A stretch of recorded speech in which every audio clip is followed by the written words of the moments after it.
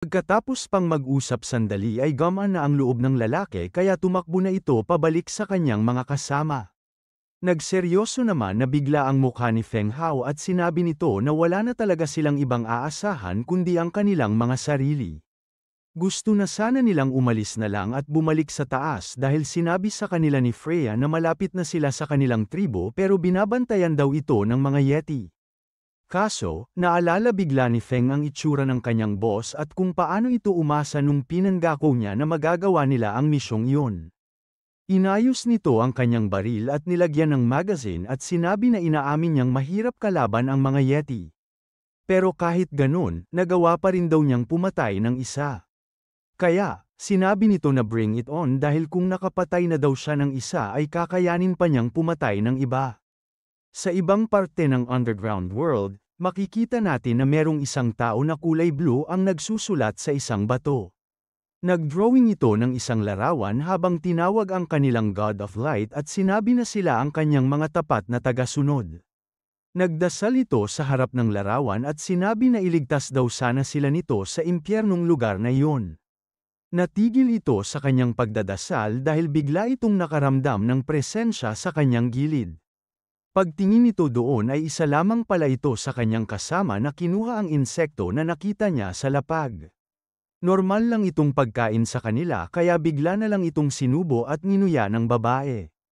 Akala ng lalaki ay iyon na ang kanyang narinig kanina pero napansin nito na meron pa nga siyang ibang nararamdaman. Dahil doon ay kinuha agad nito ang kanyang sibat at tumakbo papunta sa direksyon ng kanyang nararamdaman. Kabisado nito ang kanilang lugar kaya madali lang itong tumalon kung saan-saan nang walang tunog. Pagtingin niya sa baba ay nakita niya doon ang Falcon Team at inisip na sino kaya ang mga iyon. Tinignan niya muna ito sandali para pagmasdan at napansin nito na iba ang kanilang ginagamit na lengguwahe. Nagulat siya nung pagtingin nito sa dulo dahil namukhaan agad nito ang kasamahan nilang si Freya. Agad itong nagalit at inisip na kaya pala hindi niya ito makita kahit saan ay nahuli siya ng mga siraulong iyon. Agad itong bumwelo para atakihin ang Falcon Team habang iniisip na kakayanin naman siguro niya ang mga ito dahil hindi naman sila madami. Dahil matalas din ang pakiramdam ng mga ito ay nagawa nilang iwasan ang sibat ng lalaki. Pero, hindi talaga nila ito inaasahan kaya nagalusin ang pingi ni Feng Hao. Nung tumingin ito sa direksyon ng pag-atake ay nakita nito na meron ng papalapit sa kanya kaya ginamit agad nito ang kanyang baril. Nagulat naman ang lalaking blue at si Feng Hao dahil gumitna sa kanilang dalawa si Freya at sinanggi ang baril nito palayo. Dahil unang beses palang nakarinig ng baril ng taong blue ay nagulat ito at tinong kung anong klaseng monster kaya sila. Hindi nito naiintindihan ang salitang ginagamit nila Feng kaya nung nakita nito na binatukan niya si Freya ay lalo na itong nagalit. Susugod na sana ito papunta sa kanila pero bigla itong napahinto nung pinatigil siya ni Freya gamit ang kanilang lengguwahe. Pagkatapos noon ay kumalma na ito kaya kinuwento na sa kanya ng babae ang lahat ng nangyari simula nung nawala siya. Nung narinig itong lahat ng lalaki ay hindi pa rin ito makapaniwala pero sinabi nito na buti na lang ay ligtas siya. Dinagdag din ni Freya na napatunayan na rin daw niya sa wakas ang kanilang paniniwala. Totoo daw pala talaga ang Supreme God of Light na kanilang pinupuri dahil nakita na daw niya ito nung nakaakyat siya sa taas. Dahil doon ay napag-usapan na nila Freya at ng lalaki na pumunta sa kanilang tribo kasama ang Falcon Team. Habang naglalakad sa masisikip at malulubak na daanan ay lumingon ang babae sa kanila Feng Hao para paalalahanan ito na tignan mabuti ang kanilang hinahakbangan. Habang naglalakad, napansin ni Waylon na parang may kakaiba sa lalaking blue dahil bigla na lang daw itong tumahimik ng sobra. Nangyari daw ito simula nung sinabi sa kanya ni Freya ang lahat tungkol sa kanila at kung saan sila nanggaling. Hindi naman agad ito sinagot ni Feng dahil tinanong muna nito si Waylon kung sa tingin ba niya ay gaano nakatagal nagdadasal ang kanilang tribo sa kanilang God of Light. Sigurado daw siya na nakasanayan na lang nila yun at hindi na talaga sila naniniwala na meron talaga silang God. Kaya, sinabi nito kay Waylon na pagmasdan nilang mabuti ang lalaking yon dahil hindi nila alam kung meron ba talaga itong masamang plano sa kanila. Hindi naman nito masyadong naintindihan ang sinabi ni Feng kaya tinanong nito kung bakit naniwala agad si Freya sa kanila. Para mapaintindi ay tinanong nito si Waylon kung maniniwala ba ito sa multo kahit na sinabi sa kanya ng isa sa Falcon team na nakakita siya nito. Alam daw nito na kahit maniniwala siya ng konti ay meron pa ring mabubuong pagdududa sa kanyang isip. Pero, iba na daw pag nakita ito mismo ng kanyang mga mata kagaya ng nangyari kay Freya dahil kahit gaano pa kalaki ang kanyang pagdududa ay wala na itong magagawa pag nasa harap na niya ang katotohanan. Dahil doon ay naintindihan na ito ni Waylon kahit papaano kaya sinabi nito sa kanyang boss na susundin na lang nito ang kanyang mga utos. Makalipas pa ang ilang sandali ay tumigil na si Freya at sinabi na nandoon na sila.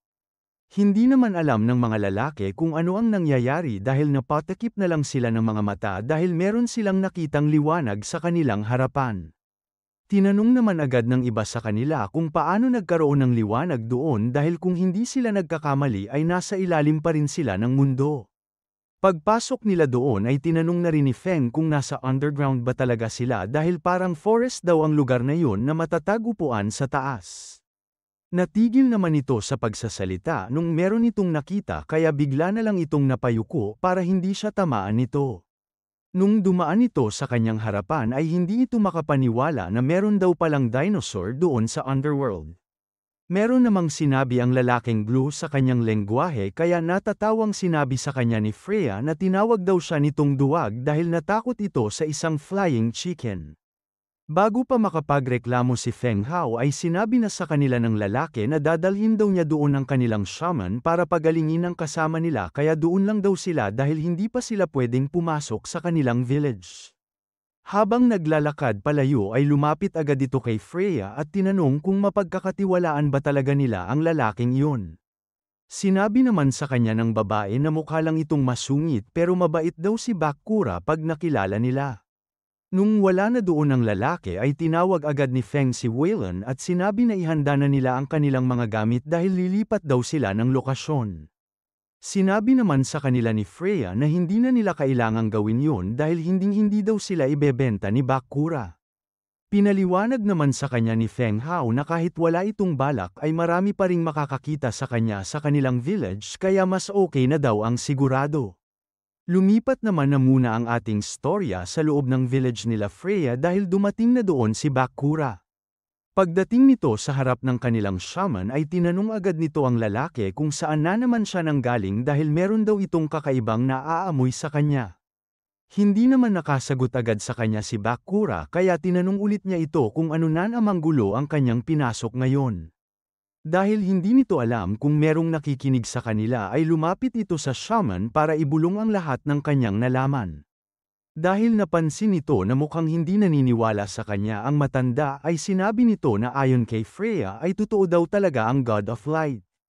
Magsasalita na sana ang shaman pero bigla na lang itong may napansin sa di kalayuan.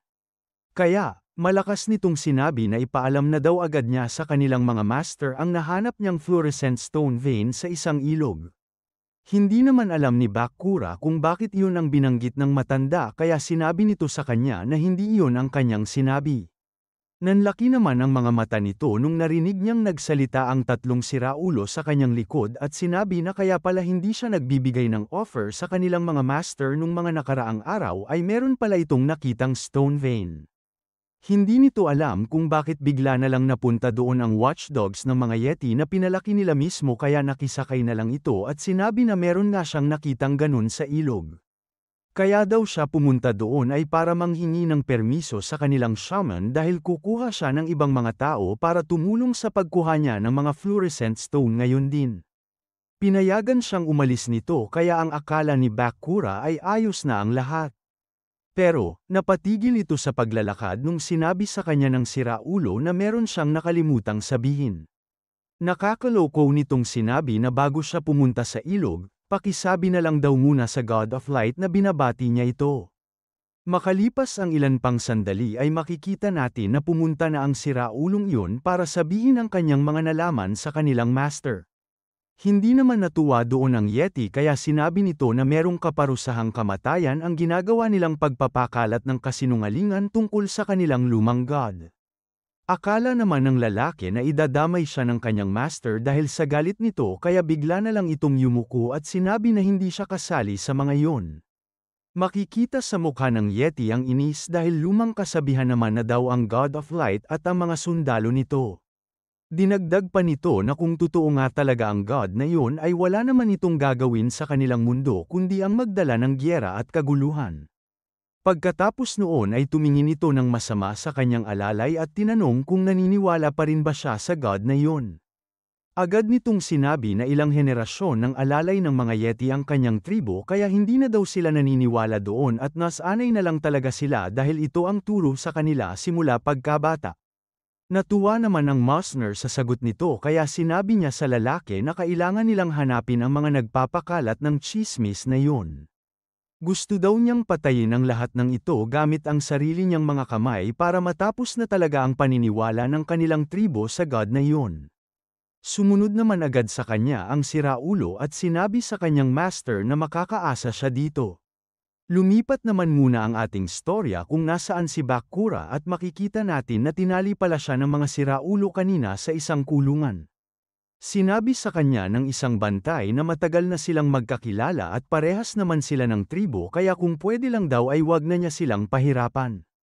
Nagmaang-maangan naman doon ang lalaki at sinabi na hindi siya nakapagbigay agad ng fluorescent stone sa kanilang mga amo kaya nararapat lamang talaga siyang parusahan ng mga ito. Hindi naman na natuwa doon ang siraulo kaya hinawakan nito ang buhok ni Bakura at sinabi na wag na siyang magtanga-tangahan dahil alam naman daw niya na meron siyang dinala doon na galing sa taas. Tinanong nito na hindi daw ba niya alam kung gaano karami ang mamatay sa kanilang tribo dahil sa pagtago nito sa mga iyon. Sinabi naman sa kanya ni Bakura na hindi daw siya naniniwala sa pag-aalala nito sa kanilang mga katribo dahil mas marami pang ang namatay sa kanila nang dahil sa mga asong kagaya niya na alaga ng mga Yeti. Hindi naman natuwa doon ang lalaki kaya bigla na lang nitong sinibat ang tiyan ni Bakura. Natigil naman ito sa kanyang ginagawa dahil dumating na doon ang kanyang leader habang tinatanong kung hindi pa rin ba nagsasalita ang kanilang bilanggo. Nung tinanong nito na kay Bakura na sigurado ba talaga siya na wala siyang alam ay napatingin ito sa siraulo. Doon na niya nakita na nakangiti ang mga ito ng masama dahil dinala nila doon ang nakababatang kapatid ni Bakura na si Xiaogu. Sumigaw agad ito ng malakas at sinabi sa mga siraulo na pakawalan nila ang bata dahil wala naman itong kinalaman doon. Natawa naman sa kanya ang leader at sinabi na kumalma muna siya dahil wala pa naman daw itong ginagawa sa kanyang kapatid. Nung tumahimik na si Bakura ay pinapili agad siya ng siraulo sa dalawa option. Pwede daw niyang sabihin agad kung nasaan ang mga demonyong dinala niya sa kanilang tribo o tatanggalin daw nito ang mata ni Xiaogu isa-isa. Hindi ito nakapagsalita agad dahil sinabi sa kanya ng leader na mag-isip siya ng mabuti dahil alam naman daw nito kung ano ang kaya niyang gawin. Pagkatapos noon ay makikita natin na naglalakad na ang mga ito papunta sa lugar kung nasaan sila Feng Hao. Bago pa sila makalapit ay sinabi na sa kanya ni Waylon na papunta na ang mga ito sa pwesto nila at meron daw silang halos 50 na tao at ilang mga Yeti na kasama. Mabilis nitong sinabi kay Feng Hao na meron pa silang oras para pumwesto upang palibutan nila ang mga ito. Hindi naman sumang-ayon doon ang leader dahil masyado daw marami ang kanilang kalaban kaya mas maganda daw kung iisa-isahin muna nila ang mga ito. Habang nagbabantay ang isang tao na blue sa paligid ay bigla na lang tumawid si Waylon sa kanyang likuran. Naramdaman ito nung siraulo kaya bigla na lang itong napalingon sa likod. Pero, dahil wala itong nakita ay inisip nito na hangin lamang siguro yun kaya naglakad na ulit ito paarap. Nagulat ito nung bigla na lang siyang may naramdaman sa kanyang leeg na tumusok ng mabilis. Sinubukan niya agad itong tignan at tanggalin pero nawala na agad ang kanyang malay bago pa niya yun magawa. Bago ito mahulog ay sinalo agad siya ni Waylon para hindi ito gumawa ng malakas na ingay. Pero, napalingon agad ito sa kanyang gilid dahil napansin nito na meron pang bantay na naglalakad papunta doon. Para hindi siya mahuli ay mabilis nitong kinaladkad ang katawan ng lalaki papunta sa gilid pero makikita natin na naiwan nito doon ang sibat niya. Pagdating doon ng isa ay nakilala agad nito ang sandatang yun kaya sinubukan niyang tawagin ang kanyang kasama gamit ang kanilang lengguwahe. Hindi nito alam kung bakit hindi siya sinasagot nito kaya inisip niya na baka merong nangyaring masama sa kanyang kasamahan. Nung sisigaw na sana ulit ito para hanapin ang isa ay bigla na lang niyang naramdaman na merong tumusok sa kanyang leeg. Nung tinignan niya ito ay nakita nito ang kakaibang bagay na merong tusok sa dulo. Akala ni Waylon ay gumana na ang pampatulog kaya sumilip na ito para tignan kung wala na rin bang malay ang isang lalaki. Nagulat ang dalawa sa isa't isa nung nagkatinginan ang mga ito dahil hindi nila ito parehas inaasahan. Sisigaw na sana ang siraulo ng malakas para ipaalam sa lahat na nandoon ang kanilang hinahanap pero bigla na lang umepekto ang sleeping dart kaya bigla na lang itong nakatulog. Pagkatapos nila itong magawa sa lugar na iyon ay nagkita-kita na ulit sila nila Feng Hao at sinabi nito kay Waylon at Vince na samahan nila si Freya papunta sa kanilang shaman.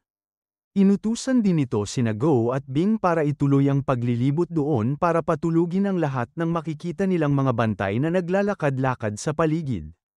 Magkita-kita na lang daw ulit sila mamaya dahil hihiwalay muna sa kanila si Feng Hao para tignan kung meron ba siyang matutuklasan doon. Pagdating niya sa gitna ng village ay meron itong nakitang pasukan kaya dumiretso agad doon si Feng Hao. Meron siyang nakitang bantay sa loob pero madali lang niya itong napatulog gamit ang kanyang sleeping dart. Habang naglalakad sa loob ay iniisip nito na parang bahay ito ng mga yeti dahil sa laki nito pero kanina pa daw siya walang nakikitang monster. Hindi maganda ang pakiramdam nito dahil konting bantay lang daw ang nakita niya sa loob ng napakalaking bahay na iyon. Inisip nito na kahit inutusan nila ang karamihan ng kanilang mga bantay para hanapin sila ay imposibleng wala daw silang iniwan doon na kahit isa. Habang iniisip nito na dalawa lamang ang pwedeng sagot sa mga nangyayaring iyon ay bigla itong napatingin sa kanyang likod dahil meron itong naramdamang kakaiba. Ang una daw ay hindi matatalino ang mga yeti dahil pinabayaan lang nila ang kanilang base ng ganun-ganun na lang o di kaya naman ay isa trap ang kanyang napasukan.